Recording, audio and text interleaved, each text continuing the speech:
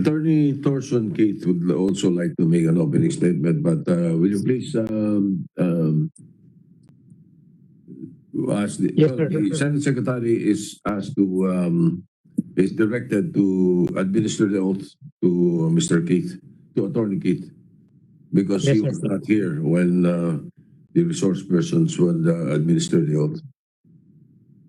Yes, sir.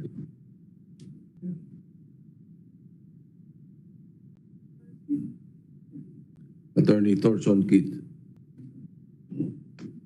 Attorney Thorrsson Keith, please raise your right hand. Yes, sir. Do you swear to tell the truth and nothing but the truth in this investigation in aid of legislation?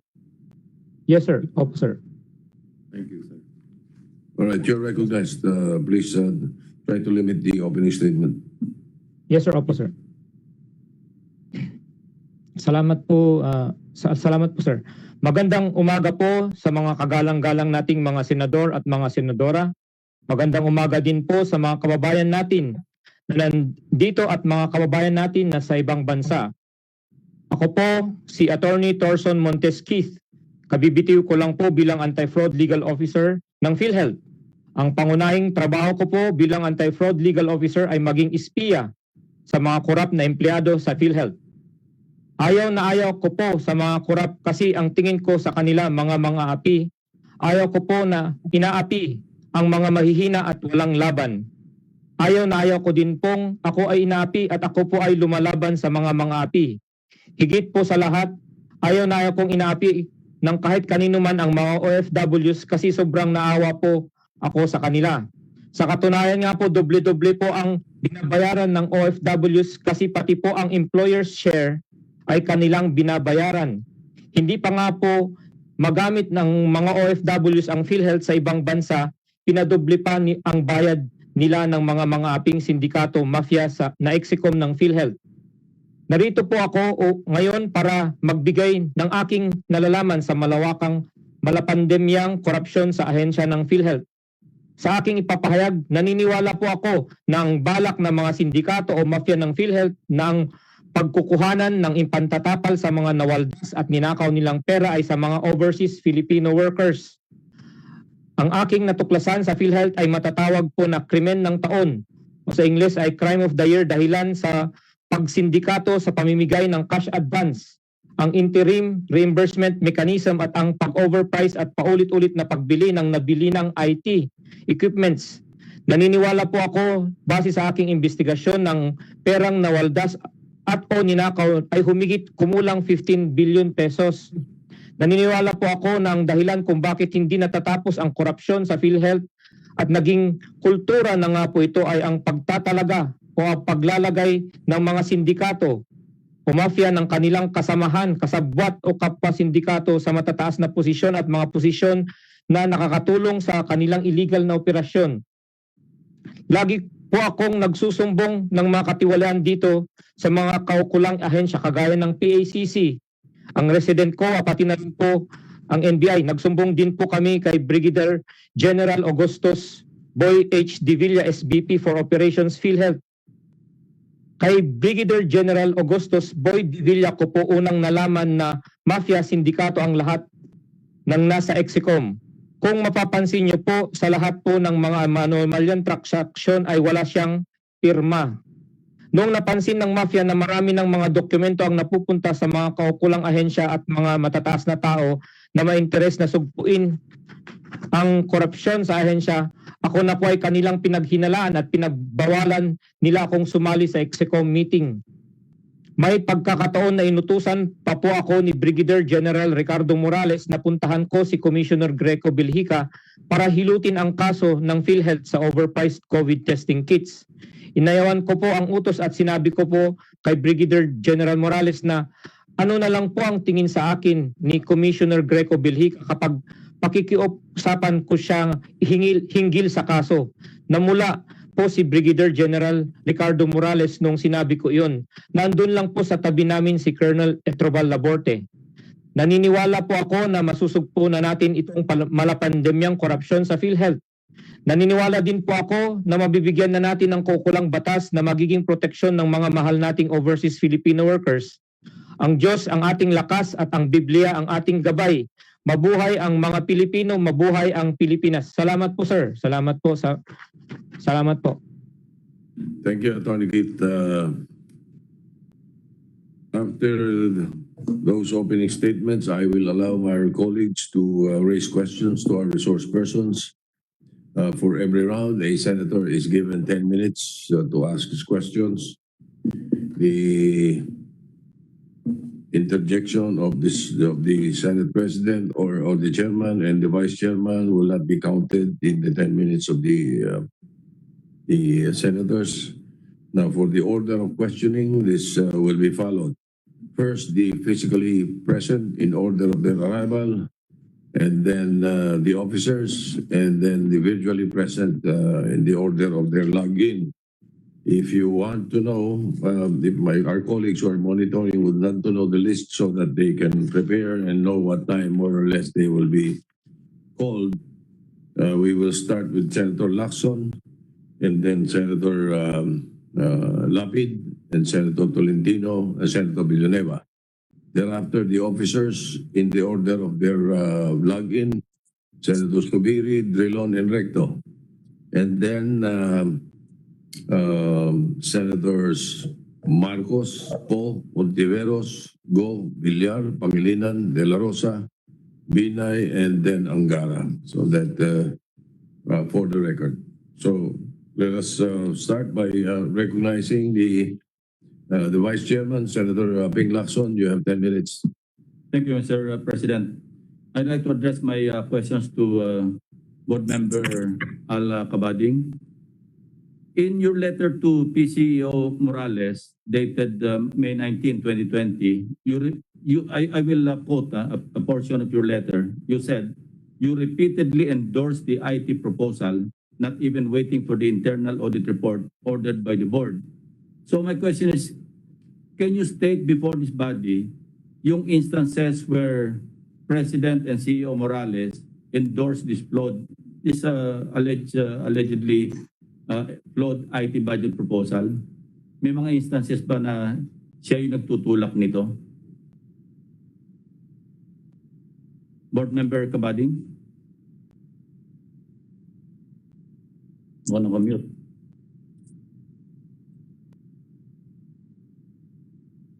Yes. Yeah, what can you mention before this body kung ano yung instances when PCO Morales repeatedly endorsed this apparently flawed IT proposal, yung budget? Yeah, aside from the very yung clear na talaga na nandun yung dokumentong endorse is during the April 23, 2020 regular board meeting. Ang amount pina-endorse niya, mayroon siyang naka-attach na endorsement doon, 750 million. Pero actually, sa record, hindi 750 million eh. Yung hiningi niya ay 776 million. Pero to begin with, December pa lang, dapat kasi kung mag-present ka man ng budget na ganyan, dapat titingnan mo muna ito bago mo isa lang sa amin. On last December 15, we were giving him the benefit of the doubt. Sabi ko, ano ba to? Hindi ba dapat tinitingnan ito bago isa lang sa amin? Ano mangyayari sa atin dyan pagka pinirmahan natin yan? Anyway, pangalawa niyan ay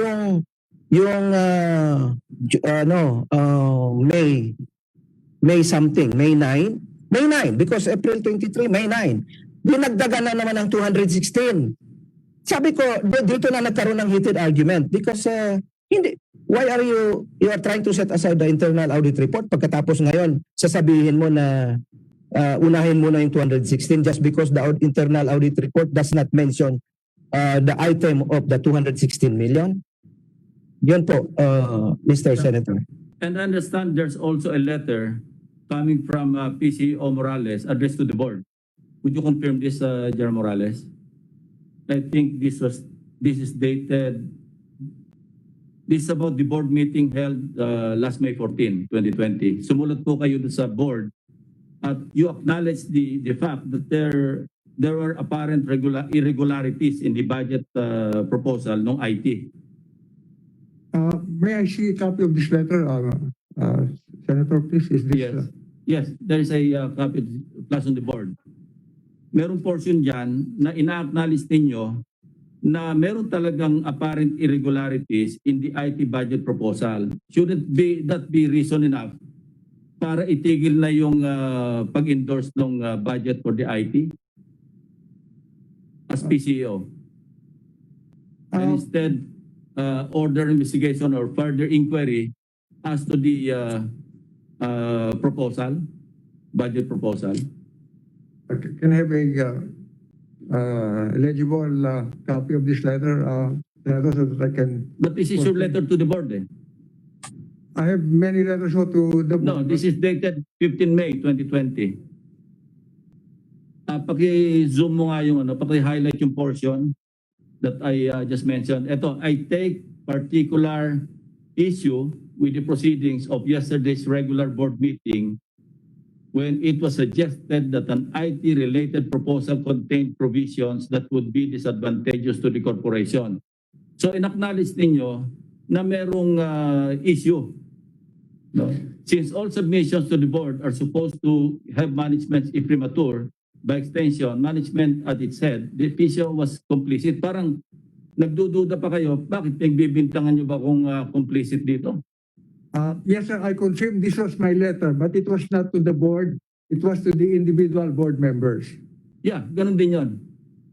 Yes, because in the exchange of that board meeting, it was suggested by some members of the board that management was submitting flawed documents for approval to the board. That is the issue that I took up with the individual board members, not the entire board. I sent this Well, how many individually. board members did you address the letter? Not all the board members. Because marami naman mga ex-officio like the representatives ng DOLE, Opo. different agencies. Opo. So ang nire-refer yung board, yung mga regular members ng board like sina Dr. Susi, di ba? Opo. Yeah. Yes. So, nakatanggap kayo ng letter. So Yes, ang sir. tanong ko, since in-acknowledge naman ninyo na merong issue do sa budget proposal sa IT, hindi ba dapat hold na muna yun? Pero meron pang subsequent endorsements from 2.1 billion that was rejected by the board. Pumasok pa yung magkano 750. And then meron pang 328. Bakit persistent pa rin yung and at what point I would like to ask Dr. Mercado to confirm or deny this. Na at one point nung pinasok yung 328 dahil ang sinabi ninyo at least si Ms. Argona, magkukulaps yung IT system pag hindi nyo in-approve. Because ang na-approve lamang yung yung motion ni Mr. Cabading na 25 million. And then subsequently, there was a supplemental budget, 328, na ang sinabi ng ninyo sa board, I was referring to Ms. Argona, magkukulaps yung IT system. So si Dr. Mercado, nakapag-comment na para naman yatang binablockmail na itong board. Would you confirm that, Dr. Susi? Thank you very much, Senator Lacson. Ang nangyari po kasi dito, noong nilabas pa po, unang nilabas yung budget, katulad po nung sinabi ni board member Al Cabading noong December, kulang po ng justification. Hindi po namin masikmura na ipapasa namin ang budget na yon dahil hindi po ma-explica ng mabuti kung saan pupunta yung pera. Malaking pera po 2.1 billion.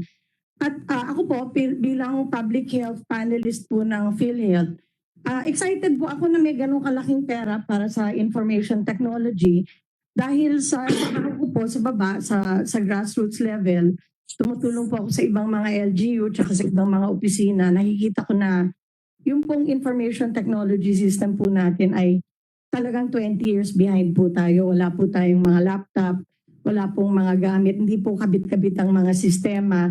So kung ikaw po ay isang pasyente, palaging bago ang record mo. No? So sabi ko magandang pagkakataon nito. Nagulat lang ako na nung humingi na kami ng mga explanation tungkol sa ang paggastos ng 2.1 billion na napakalaking pera nga, ay lagi pong hindi tama ang hindi sapat ang naisasagot. Ngayon, ang ginawa po hindi ko matiyak kung yung audit committee or yung finance committee nagpagawa po ng audit. yung pong internal audit na nasa inyo. Nung ito po ay papag-usapan na sa board, ano po, dinelay po. So nagtataka po kami kung bakit hindi ito priority. Sa halip na pag-usapan yung audit report para kwentas klaras, maayos natin, ang nangyari ay humihingi pa sila ng pera ulit. Supplemental. Yes. So ang sinabi po sa amin nung unang panahon na yon, nung mga March, ay kung hindi po, meron po silang mga hindi natapos na kontrata noong 2019 na kung hindi po maaaprobahan ang budget ng supplemental budget ay titiklop po ang IT system ng PhilHealth. So ang board po, ang pakiramdam pag hindi namin inaprobahan itong 328 million from the 2019 budget, na dapat nagastos na nila yun, uulit na naman daw sila ng bidding process. So ito po ay inilapit sa DBM at sinabing pwedeng mag-supplemental budget. So meron pong na-release na pondo para dun sa isang project ng 2019. Iba po yun sa 2.1 billion na hinihingi for 2020. So ang nangyari po dyan, nung itong mga panahon na to, medyo mainit na po ang usapin namin sa board kasi frustrated po kami na hindi po tinatalakay yung audit report. Sa halip, ibang pinag-uusapan. At bukod pa doon, humingi pa ng karagdagang pondo. So, yun po ang frustration namin sa board. So, Ms. Aragona, bakit ayaw niyong itakil yung audit report? Importante yon before the board would approve the budget proposal. Kasi hindi sila mag-approve, pwede silang sumabit. So, kindly explain or respond to the statement made by Al-Kabading and Dr. Asusi. Yung decision about not to tackle the audit, it was not from me, sir, during the time not to tackle So, the sino? audit report. Sino? I think it was Korsek. Opo, sir. Korsek Mangawang. Yeah. Good morning, Mr. Yeah. President and all other members of the Senate. Actually, there was a letter from the Office of the Chair requesting that the IAG report, which was in the agenda, be referred first to the Audit Committee as a matter of protocol before elevating it to the board. And the Audit Committee agreed to have an Audit Committee the following week after May 14, prior to presentation to the board. Yeah, sige. President Morales, would you acknowledge na meron kang duda na pwede may irregularity talaga dito sa budget proposal? No, sir. I don't think there Yung was sa 2.1 billion? I think it was a matter of explaining fully to the members of the board the details of the IT system. Because the information system is very complicated and I know, but let's just simplify matters, Kasi pag nag-usap tayo ng IT, information technology, medyo matatagalan tayo. Hindi natin masyado maintindihan. Anyway, this is not the first time na merong anomalya sa procurement. A case in point, yung last year, yung previous year's procurement of network switches, 74.3 million pesos. Ito yung 24 network switches. Ito yung COA report. Ito, procured ito. Ang sabi ng COA, 24 network switches were verified not utilized and found inside its box at the time of inspection at various selected PROs, etc., etc. Non-utilization. And then, here we are. This was procured, 74.3 million, 24 network switches. Kinumpute namin ito, lumalabas, nasa mga, 74 million divided by 24. That's an easy computation. And then, nagpo-procure na naman kayo yung 2019 PhilHealth procurement. Network switches, 15 units Cisco Catalyst switches. Ang contract price, 4.8 million pesos. Ayan, 4,814,880 pesos. Ang market price, 939,360.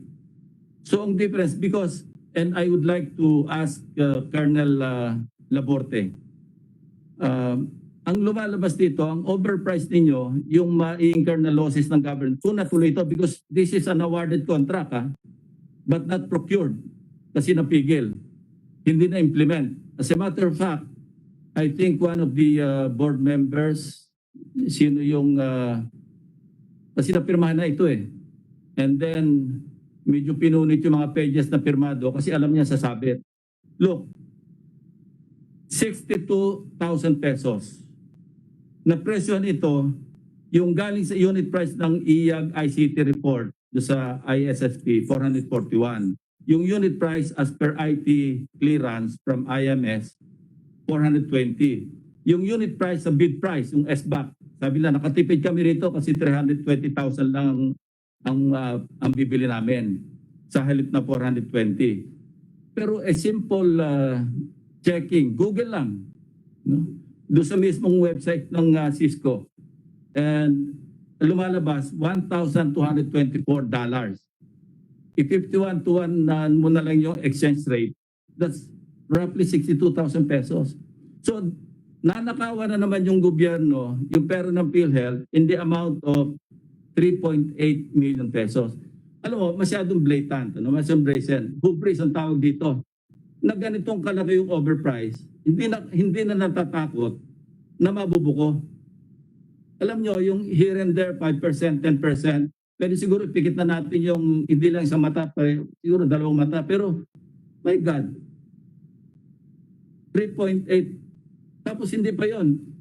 Nakabox pa yung 24 units. Magpo-procure pa uli ng 15 units. Saan gagamitin? Nakabox pa nga sabi ng COA eh. As of January 31, 2020, nakabox. Ito naman procurement na ito, August, I think 20 of 2019. Kasi kung nakabox ito ng January 31, 2020, nakabox pa rin ito ng August 20, 2019. So this is not the first time that an IT equipment procurement is fraught with anomaly. So, rightly so, yung board, medyo alanganin sila. Kasi pwede rin sila makulong kung sakaling pipirma sila. Because pag pirma mo dyan, nandyan ang signature mo. And that's the reason why nakalimutan ko lang yung pangalan ng nagpirma doon sa award. Ano? And then he or she was very, was just being careful to punitin yung, I think 6 pages yun eh. Kasi nakapirma siya doon. Kasi pagka nakalusot yun, sasabi siya doon. And I'd like to ask Colonel Laborte, I think he's knowledgeable on this issue, about this issue. Colonel Laborte. Colonel Bal, are you there?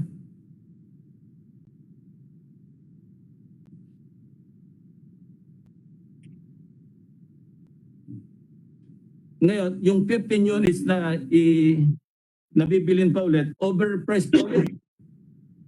Yung binili noong 20, I think this was 2018 procurement, yung 24 units, overpriced pa rin yun eh. As I said, pag dinivide mo yung 74.3 million divided by 24 units, magkano yun? 74.3 million divided by 24 units. Attorney Labe, meron ko bang calculator? I want to hear it from you. 24 units. Network switches. O 3 million, 3.09 million pesos per unit. Tapos nung kinanbas yung ipoprocure na naman, na meron ng notice of award, lumalabas 62,000. Nasaan na yung kaluluwa ng mga gumagawa nito? Go ahead. Sir, I think yung nire-refer ni BM Kabadi kanina sa vision sa board, these were budget proposals. These were not contracts. I know. But i-discuss nyo pa ba yung ganung budget proposal? And I'm referring to this particular item. Opo. This was already awarded. Yes, this is award na ho ito. O wag na muna, kalimutan na muna natin yung mga budget proposal. Ito, procured, nasa bodega, nakabox. Bibili pa uli ng 15 units, overpriced pa rin, eh nakabox pa nga yung 24 units. Kindly explain because, you know, we ourselves cannot understand who would have the heart or the conscience to procure such item or items.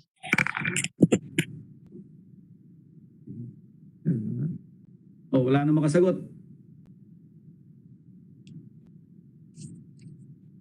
mga items kasi if it's okay to be given kung ano yun so that we can explain also.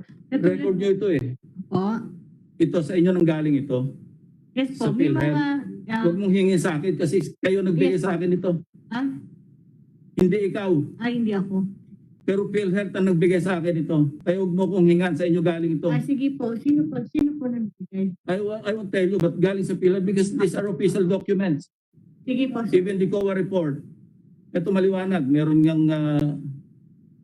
Anyway, can you explain? Sa... Colonel Laporte, we want to hear from you. Colonel Laborte is not logged in right now, but Attorney Kit would like to Yeah, respond to please, your question. So Attorney Kit, you are recognized. Sir, yung tanong po sir ni Senator Lacson sir na yung pumunit po dun sa 6 na pages sir, si Brigadier General Augustus Boy Divilla po sir, siya po ang pumunit doon sir kasi alam niya po na maanomalya yun sir. So pinunit niya po yun sir sa harap naming dalawa ni Colonel Balaborte sir. Divilla, kindly respond. Did you actually... Sir, noon time sir wala po ako natandang pinot. Pero tinago ko po kasi I was informed by Colonel Laborte na mataas nga raw daw sa rin presyo. Sila mataas, sobrang taas. Opo. So sabi ko, ay pag ganyan, medyo malabo yan. Kasi yun nga sir, yung in my 30 years of military service in the military medical officer po ako. Napakaingat ko po kasi sa ganyan sir, lalo yung procurement. I never allow that.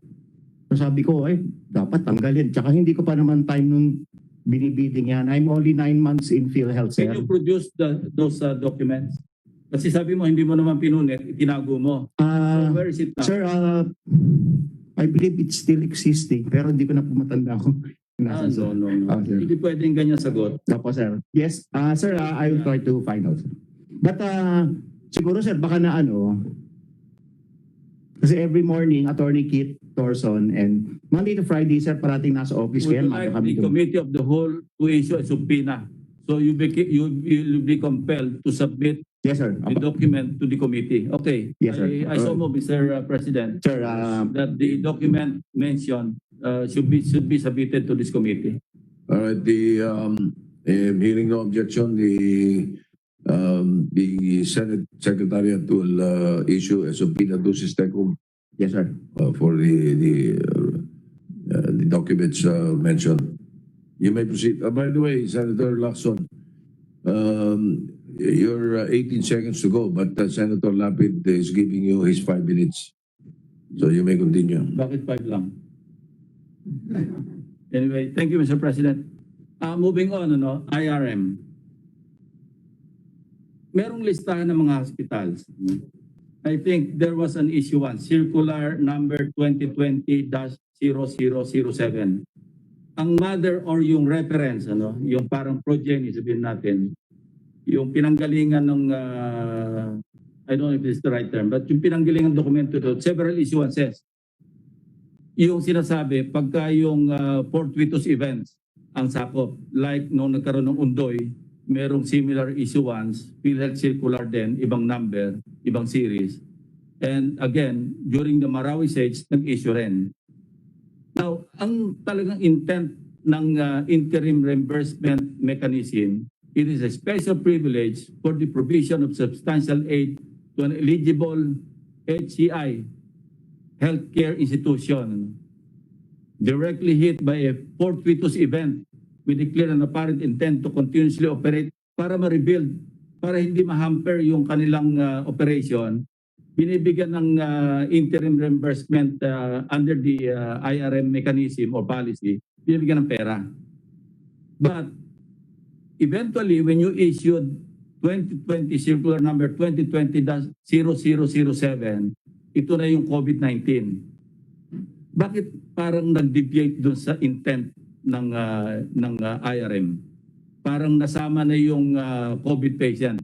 Wala doon rebuilding their critically damaged healthcare system na yung lumabas.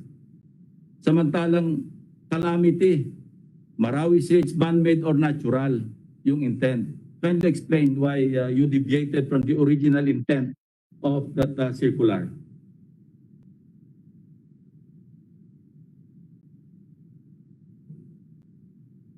Yes, please. Yes, Mr. President, Senator Lacson. The purpose of the IRM in this case was to respond to the fortuitous event of the COVID-19 pandemic. At that time, and even today, we do not know the extent and the how long and how deep the pandemic is going to hit. So it was a preemptive move to provide the hospitals with funds so that they could respond to the pandemic if and when it happens. So ang fortuitous event po dito, yung pandemic, to keep them operating. Yun po ang... Okay, granting without accepting. Payagan na natin. Nag-deviate na kayo doon sa yung assistance sa dahil sa fortuitous event. Pumunta na tayo sa COVID-19. Ano ngayon ang basis for the master list? I understand that the master list came from the central office. Did you consult the regional vice presidents? Did you consult the hospitals concerned? May consultation ba or unilateral ito on the part of central office to prepare a master list of hospitals or HCIs, not hospitals alone? Initially, we work with the master list, every level 1, 2, 3 hospitals, those who were COVID capable. In other words, they have the isolation wards, they have the equipment to treat COVID. And then later on, we scaled it back because we found out that yung incidence ng COVID, merong home clustering. So we limited it doon sa mga areas na mataas ang incidence. But during the initial phase na hindi natin alam kung saan tatama ang COVID, marami yung hospitals ang nakakuha ng IRM. Ngunit ang sinigurado ho namin na bawat province, city o region, yung mga referral hospitals at yung mga clinics ay makakatanggap ho ng IRM. Ngayon meron ho mga areas na because mabibilis yung kanilang administrative efficiency, na process ho nila yung kanilang IRM transaction. Habang yung iba ho, it took some time. So yun ho ang dahilan kung bakit hindi nagkasabay-sabay. Itong PhilHealth Circular 0007 2020 series. Kailan nag-take effect ito?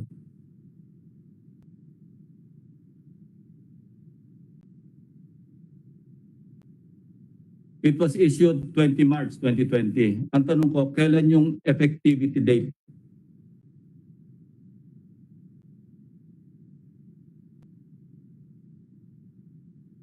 O kailan na-disseminate? Kailan na-release? I understand, for every issuance, merong karugtong ito, just like the law that we passed. Merong IRR. Ang tawag sa inyo rito, SOP. So when did the SOP take effect? We will check our records. Please. In the meantime, habang kina-check yung records, ang sabi nyo kanina, COVID capable. Di ba? Meaning, merong facilities to admit COVID patients. I will show you your releases. Yung na-mention ko sa opening statement ko. Brown Abitum Dialysis Center, Manila. There are 5 branches. Kindly flash it on the screen. There are 5 branches. 1 in Tondo, 2 in Quezon City, 2 in Tondo, 1 in Baguio City. Look, 45 million pesos released in a matter of, MOA received date April 15. By April 23, nag-release na kayo ng 15 million. Dialysis center. Kinunan namin sa website, tinignan namin yung picture, ni walang kama. Puro upuan. Ba't kayo mag-release ng 15 million? Sinong COVID patient na pupunta rin? And as a matter of protocol, and I think Dr. Mercado knows this, pagka-dialysis center, hindi pwedeng tumanggap ng COVID-19 patient. Is that correct? Yes, sir. Oh, paano kayo magre-release ng 15.8? What is the justification in releasing 15.8 million pesos to HCI Brown, Abitom Philippines Incorporated. At saka suki eh. Look, ang total 45 million. Can you explain how this happened? Opo. Nilapitan ho kami ng Nephrology Association. And they appealed to us that they were turning away patients because they were running short of funds. And sabi nila, many of their patients were already, some of them were already dying. This is what they told us. And there were several appeals to us from not only from... Yeah, but they're not this- covered by IRM. Opo. No, initially po, Kasi in-stress na natin yung fortuitous event. Sabi ko, granting without accepting. Na sige, payagan na natin COVID-19, pandemic. Dialysis na ito eh. opo. How long, Dr. Susi, gaano ba katagal magpa-dialysis? Matagal po eh. It Yeah. could take years. No, I mean one visit. One visit, a few hours. A few hours. Ito, nag-MOA ng April 15. So April 23, na-release yung 15 million. Don't tell me. Ganyan karami yung dialysis ninyo. Magkano isang dialysis treatment? 2,500? 3,000? Now, how can you justify 15.8 million released? Now, I want to find out who was responsible for releasing. Anong level ba ng authority to release funds under the IRM? I think it's at my level po. Your level. So you release this. Opo. Oh, kindly explain why you release 15 million. Because they appealed to us that their patients needed to be taken care of. There we have about 50,000 dialysis patients. No, we're not dealing with dialysis. We're talking COVID-19. Opo. But they said that these are people with comorbidities. Ano lang ba ka? Look, okay. Iwanan natin muna itong dialysis center. Maternity care provider. Ito yung after birth na ito, Dr. Susi, di ba? Kasi pagka yung maternity care provider, nakapanganak na. Pwede sir na mga anak pa lang. Okay. Sabihin na natin ang anak. 226 million pesos. IRM releases as of June 9, 2020. Napakasuswerte naman nila lang nitong maternity care package na ito na providers na, you know, 226 million, and you also cost the release of this amount? Why? Because 226 million. And yet, Hospital ng Maynila, appeal sa inyo, public hospital, 19 million lang sinisingil. Hanggang ngayon, hindi nyo binabayaran. Punong-puno na sila dun. I talked to the city administrator. I asked him, meron na reimburse na ba kayo, nabayaran na kayo? Kasi I read in I think it's a news article, merong human interest story doon. Naglalakad yung buong hallway, puro may COVID. Natatakot yung healthcare worker. Puno na raw.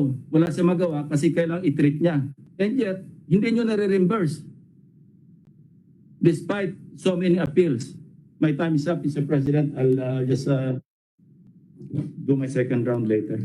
sir, Yeah, please answer. according to our Yes, records, sir. we released to the Hospital Manila June 23, 19.3 million.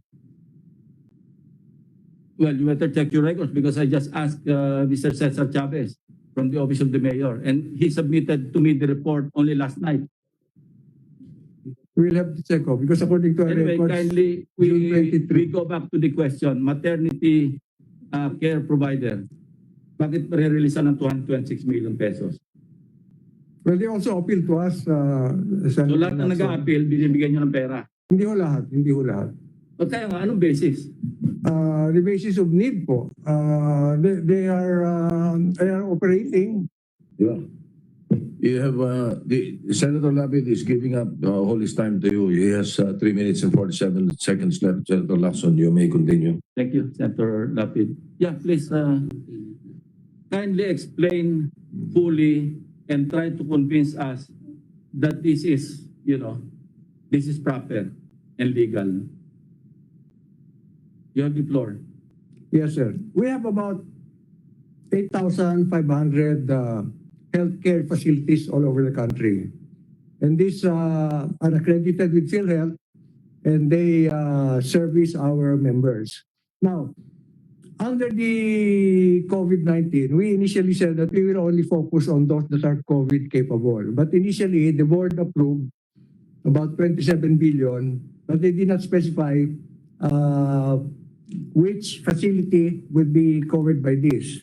We started though with the levels 2, 3, 2, 3, 1 hospitals, and eventually we began to get a lot of requests from the dialysis clinics and the maternity clinics for releases, because according to them, they would be turning away their patients if we could not provide them this relief, which was the IRM. It should be under another program.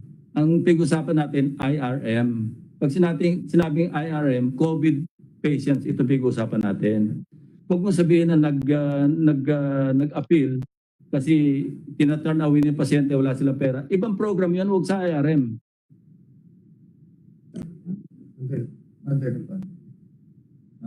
Meron naman kayo ibang program para dyan. Bakit sa IRM nyo charge? Refer to our EVP, Mr. Yeah. Jesus. Mr. President, Senator Lacson, ang purpose po ng IRM and the way it was designed is to respond to the pandemic, in this case nationwide, and it affects not just the level 1, 2, 3 hospital, pati na po yung ibang klase ng facilities, including maternity care at saka yung mga dialysis. Kasi po, ang role po namin is to provide funds. Kalimutan muna po na natin na may pandemic. Under normal circumstances, ayan po ang papel ng PhilHealth. Ngayon, pagka po ang buong bansa ay naapektuhan, napansin niyo naman po ang ospital at ang mga staff nila hindi po makakapunta sa ospital ang kompletong staff para mag-submit po ng kanilang mga dokumento para maproseso po ng PhilHealth para mabayaran. Yun po yung, kinukwento ko lamang po yung cycle. No? Ngayon, Ang kwento mo nga, hindi nag-a-adapt kasi IRM pag-uusapan natin COVID. Ba't in-expand nyo na hanggang dialysis, hanggang sa maternity? Kasi po... abot tayo sa eternity pagka lahat sinama nyo na. No, kasi po, lahat po ng yan ay may tuloy-tuloy na pasyente. No, we're dealing with COVID patients. Ay, hindi po. Sa IRM because this is under the IRM program. Kaya nga tawag na, di ba? Interim reimbursement mechanism. Pumayag na nga ako na, okay, wag na yung calamities, wag na yung man-made, saka yung natural calamities like Ondoy, Marawi. Sabi nyo, sakupin na rin kasi pandemic, parang calamity na rin. Okay. Sabi ko, without accepting, even, sige, granting. Pero in-stretch nyo pa ulit, lumampas pa kayo sa COVID. Well, kasi po nga, ang response ng IRM is to continuously to provide the funds. Kasi po kung dahil po sa pandemic, meron din pong mga administrative staff na hindi makakapunta sa kanilang mga lugar para mag-submit po ng claims kung yan po ay sa ospital. Pumunta naman po tayo sa opisina namin. Pagka po skeletal workforce, wala akong staff na magpo-proseso din ng claims. I don't know who will buy your explanation. Yes, Attorney Del, sorry. Thank you, Mr. President. Senator Lacson, sir. Sir, we have the notion that the IRM is only for reimbursement for COVID expenses. Hindi nga reimbursement, advance na nga eh. Opo. So hindi po totoo yun kasi yung liquidation po natin will involve all diseases. And the response of PhilHealth is for the whole pandemic. So this is not an advance payment for COVID patients. This is a financial assistance to all hospitals and healthcare providers that will need help in this time of pandemic. Hindi lang po yung mga hospital na merong COVID, yung apektado ng pandemic, Mr. President, Your Honor. Bakit bakit itong interim reimbursement mechanism nyo, which is IRM, bakit you are saying that this is only sanctioned by Section 3 of Republic Act 11469? Tama? Marami pong legal basis po yan. Kasi yung atin pong charter, RA 7875 as amended, has authorized the PhilHealth Board to determine policies pertaining to provider payment mechanisms. Kung matatandaan po ninyo, yung ating universal healthcare mismo, we are shifting from reimbursement to prospective payment mechanisms, no? And under that charter of PhilHealth, the PhilHealth Board is authorized to issue policies that will efficiently and effectively result to better financing of healthcare services. So in the discussion of the executive committee, I remember vividly, no? General Dibilla asked whether the dialysis centers and other HCIs are affected by the pandemic. So we agreed that dapat kasama po sila kasi yung ating pong mga nagda-dialysis, hindi po sila basta-basta pwedeng pumunta sa mga hospital. Iniiwasan po yung mga hospitals and the dialysis centers and the other standing clinics need support from PhilHealth. Marami nga pong nagsara na dialysis dahil nga po, di ba, hindi na nila matugunan yung kanilang financing. Attorney, Yes, sir. Mr. ang President. IRM talagang pang COVID-19, kaya nga reference binanggit ni Senate President, RA 11469, yung pinasa naming bayanihan. One of the legal basis, Mr. President. But if you will read the board resolutions on the circulars, it does not pertain to the COVID. Kasi sir, kung yung apektado po yung buong healthcare Kaya industry. naubusan ng pera ng PhilHealth kung saan yung ginagastos. Sir, para po yan sa mga hospital, para po yan sa mga miyembro. Meron kayong mga favorite hospitals and HCIs like the Brown, Abitum. Imagine. Sir, Yung iba, ang tagal-tagal I'm sorry, Mr. President. ang tagal-tagal nila nag-a-apply, nagre-request ng release ng pondo. Sir, I don't know the details of that, but our regional offices 2 days na kasi. evaluates the proposal. May mga application po yung mga hospitals eh. So, I'm not aware kung meron mga pinapaboran o hindi, but I'm sure that the RM is designed to help our healthcare system in this time of pandemic, Your Honors. Meron po mga regions na mabilis po mag-respond. Nung nilabas po yung guidelines, nag-apply po kagad yung mga hospital, in-evaluate ng regions, pinorward sa central office. So, nabilis po silang nabigyan ng IRM. Yun po yung... Look, Yes, sir. attorney Opo. yung Quezon City, 2nd District pareho. Nakasingil sila ng isang 8.9 at saka isang 5.3 million. Parehong date yung MOA, parehong date yung release. Hindi ba sindikato yan? Magaling po yung regional vice president sa NCR. Magaling kayo mag-release ng pondo sa gusto nyo releasean. That's the point. Yes, Dr. Susi. Thank you, Senator Lacson. I just want to say na in the minutes of the board of March 31, we already called attention to management about prioritizing the hospitals and to follow the epidemic. Kasi po nung nag-present po sila, pinakita po nila Area 1, Area 2, Area 3, Area 4 na samantalang nung panahon na yon, malinaw na namamatay na yung mga doktor sa NCR. Meron pong mga hospital na punong-puno na ng nagkakasakit po yung mga health workers. Pero ang napaprioritize kung sino po yung unang makapagbigay ng kontrata. So, nagsuggest pa kami noon na, and the issue was, parang wala masyadong tao sa PhilHealth daw kasi because of the pandemic. I even suggested that we get volunteer accountants or business students to help those big hospitals process their IRM contract. Kasi sa tindi po nung sitwasyon nung panahon na yon, yung po mga busy na hospital, wala po silang time na gumawa ng kontrata para po dun sa COVID. Pero natandaan ko, in one of the conversations, ang sabi po nila, hindi pa daw magawa yung NCR kasi nga nililista pa lahat ng mga lying in. Which is exactly your point, Mr. Senator. that the point of the IRM was really to support the hospitals that were already imploding Yeah. because of COVID. Yeah. So parang ano po lumalabas, meron pa nga kaming question dito no, na ang una pong mga nabigyan ng pondo ay yung mga nasa Region 8. Now, I cannot verify that because they just Yeah, because denied it. Mr. Renel Lemchaco is from Region 8. Yes, sir. Tama ba yun? Andito ba si Mr. Lemchaco? Mr. Senator, Mr. Chair, Yes. magandang Are you from Region 8?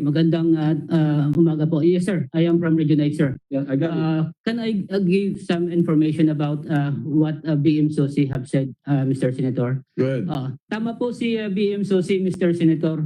It was discussed and based on the guidance ng board po during the time that nagprepresenta po tayo ng report ng IRM sa ating board, ay tinugunan po ng management through our President and CEO Morales. Sa katunayan po, ang ating IRM release as of July 31 po ay 14.97 billion. Ang 29% of which po ay nasa NCR Central, NCR North, and NCR South. So that's 29 billion po ang nai-release sa kanya. And doon din po sa one of the areas na pinaprioritize po dahil sa initially marami ang natamaan po, ang Region 4A at saka Region 4B. That's 13% po. And ang Region 3 po, of is composed of our branch 3A and then 3B, na 13% po of the total IRM release po. So doon po sa sinabi ni BM Mercado po, yun po ang sinundan po ni President Morales kung saan po ilalagay yung mga pundo po natin. Salamat po. All right. Senator Lacson, is there anything else we would like to recognize? Well, first, Dr. Susie. I just want to say no, na at that meeting we said, you know, you can prioritize in 3 ways. Unahin po na natin yung pinakamalalaking mga hospital na umahawak ng COVID. Yun ang category 1. Category 2, yung mga hospital na nag-handle ng COVID pero hindi gano'ng kalaki. At yung category 3, yung mga facility na baka magkaroon ng COVID. So, tama po yung kay Senator Lacson na ito po ay talagang, it was really meant for COVID response. Mr. also- Chair. Yes. Additional information po. Tama po ang sinabi ni BM Susi po. Ang release po natin ng IRM po ay nakakonsentrate po sa level 3 hospitals. Level 3, that's 50% po, 7.458 billion po ang na-release sa kanila. Followed po ng level 2 hospital, that's 29% po of the total amount, and followed po ng level 1 hospital, that's 2.7 billion po, Your Honor. Thank you po. Yes, the lady beside Dr. Susie says, I cannot read the name. Sorry. Padua. I'm Brigadier General Marlene Arpado, sir. And I just want to comment on the IRM regarding providing funds for other cases aside from COVID. Now, I remember that the application of the IRM approved by PhilHealth Board by reason of the COVID-19 pandemic is not limited to benefits claims arising from the said disease, but all other inpatient, outpatient, and other PhilHealth packages as provided under the PhilHealth Circular 2020-007. I think it's in section letter F. Attorney Mangawang, can you read it? Kasi nandun sir eh. Kasi we anticipated that patients throughout the country in times of pandemic will not only be afflicted with COVID, marami hong sakit. And many of these are really very, ang tawag natin ay those under the Z packages, talagang yung mga cancer, merong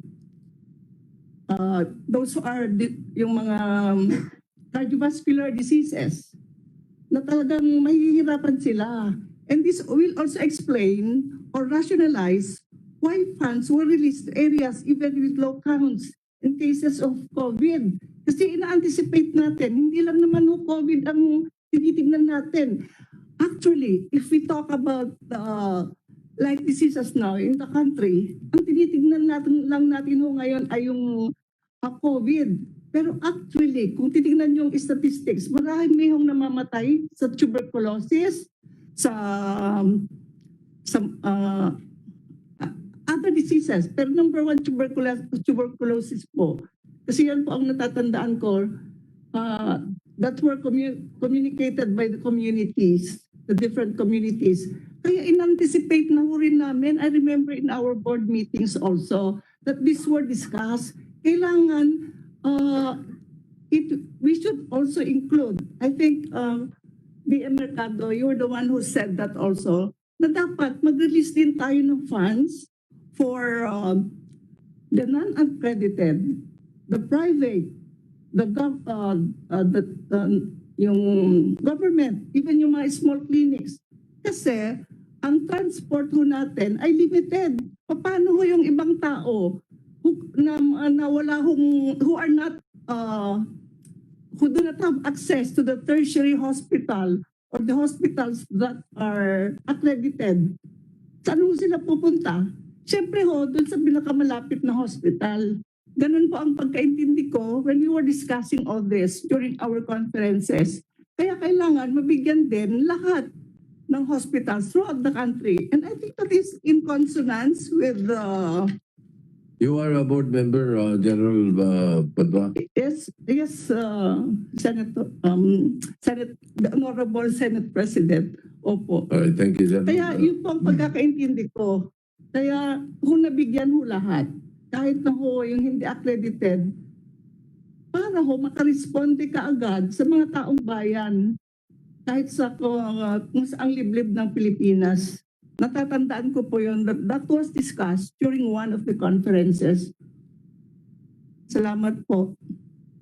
The point is, medyo may mga sobra-sobra talaga. Anyway, General Morales, you were raising your hand. The board ho approved 27 billion for IRM. We have only released a little below 15 billion. So nirendahan ho namin ang release nung nakita namin na meron palang clustering yung incidents ng COVID.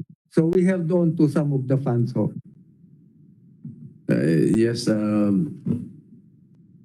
Thank you, Mr. President. In addition po sa sinabi ni BM Padua at saka ni President Morales po, yung IRM po natin ay nailabas po ano. And sa katunayan po, yung benefit payment po natin na sa regular na pag-process ng claims po, Mr. Chair, Your Honors. January po ay lumabas, benefit payment natin po ay 10.1 billion, 10.7 billion ng February. March po ay 8.9 billion. April po, ang ating regular benefit payment ay 4.3. May po ay 5.1 billion. Ganun po, bumaba po yung pag-process ng claim din pati ng ating korporasyon dahil sa apektado din po yung ating opisina sa pag-process ng claims, yung ating mga regional offices po. That's the reason why po ang ating mga facilities nationwide, hindi lamang po apektado yung nag-accept ng mga COVID cases, but lahat po sila ay apektado pati po.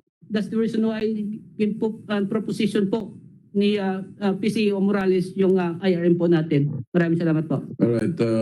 Before Senator Lacson still has 2 minutes and 6 seconds, but he's suspending his interpolations.